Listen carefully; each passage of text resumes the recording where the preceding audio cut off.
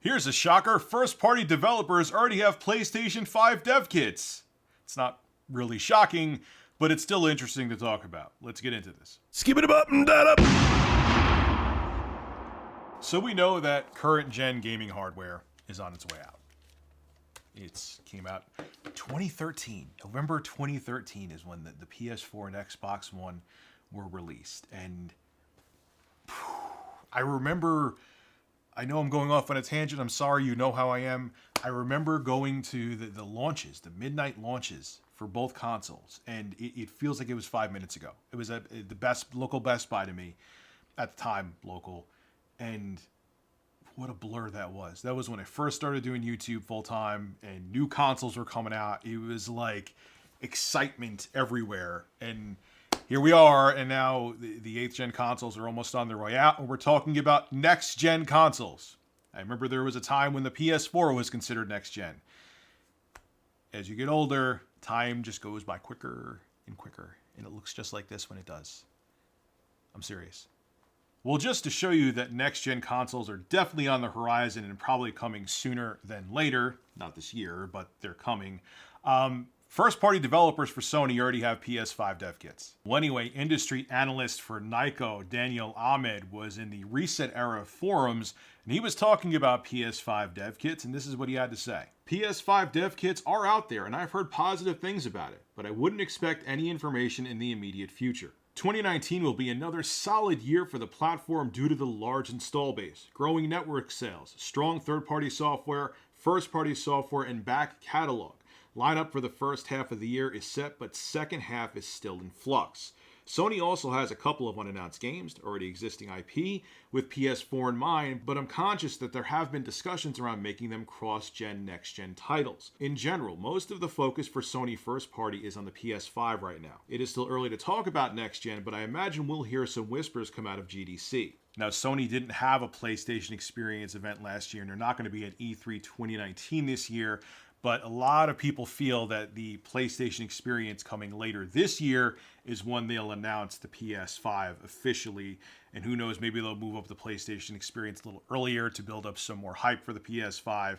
But a lot of people are thinking that the next-gen consoles from Sony and Microsoft are coming around 2020, which I believe. And that's not a bad time, man. That means that the current-gen consoles had 7 years on the market. So everyone definitely got their money's worth out of them. Now, it's funny, speaking of getting your money's worth out of a console, it was always the norm for console generations to last about 5 years, sometimes a little less. Like the original Xbox to the Xbox 360, the original Xbox, the true Xbox One, it wasn't even on the market for a full 5 years. It was 4 years and change. So these longer generations, you guys, especially you youngins, and I'm not going to go into the whole thing again. I know I've talked about it before. Be very appreciative because you're definitely, if you have a launch PS4 and didn't, buy a PS4 Pro or a PS4 Slim, you're really getting your money's worth out of your consoles. You're getting 7 years, almost a decade of having a current gen console be your main console. You don't have to worry about buying a next gen system. Okay, there was the PS4 Pro, but all the games that work on the PS4 Pro and Xbox One X work on the base PS4 and base Xbox One/S, Xbox One S.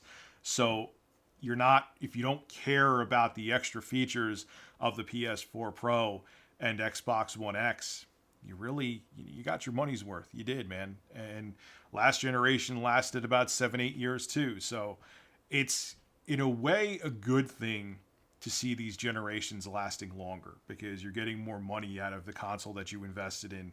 Whereas they used to go much quicker, at least as far as I could remember. They always used to be 5 years almost on the dot. And like I said, with the original Xbox going into the Xbox 360, it was even less time. So you'd even get a full 5 years out of your original Xbox investment until Microsoft brought out the 360. And they really all but forgot about the original Xbox when the 360 launched. It'll be interesting, too, to see what Sony does with next gen. We know Microsoft, they're really trying to make their next gen platform the gaming console of things where you could play it on anything. You could play it on the games on your iPad, AAA games. You could play them on an actual console. You could play them on your smartphone. You could play them on an anemic PC as long as it has a good internet connection. Sony is either they're not going to go with the same approach, at least initially, and they're just going to come out with a conventional console, or they're really holding their cards close to their chest so no one sees what they're doing. And maybe they're going to do the same thing as Microsoft, because we know right now that Sony, the PSN, I sound like I'm 90, PlayStation Network in terms of leaves a lot to be desired compared to Xbox Live. I don't think there's anyone out there that disagrees. And like downloads are much slower. It's just not as stable, at least from my personal experience. And I'm not the only person that feels this way.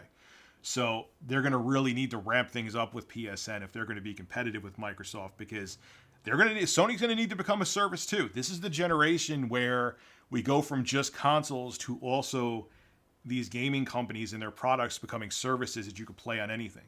And Sony is going to need to be competitive with that. So either they're just being very quiet and not letting anyone knowing what they're doing, or they're not doing anything and they're just making a really powerful console, which wouldn't be good either, because they need to be competitive. And Microsoft is definitely making sure that they are also a video game streaming service as well.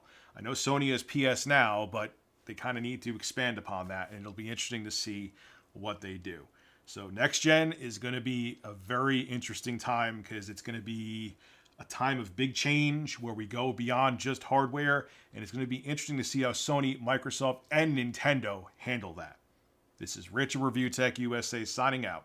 Have a good one. Hey, congratulations! If you made it to the end of the video, you should subscribe to Review Tech USA so you can hear me blabber on some more. Also, too, starting this month, I will be live streaming solely on Twitch. I'll have a link to my Twitch channel below in the description. And last but not least, make sure you click that like button. It helps out the show big time. See you guys in the next video.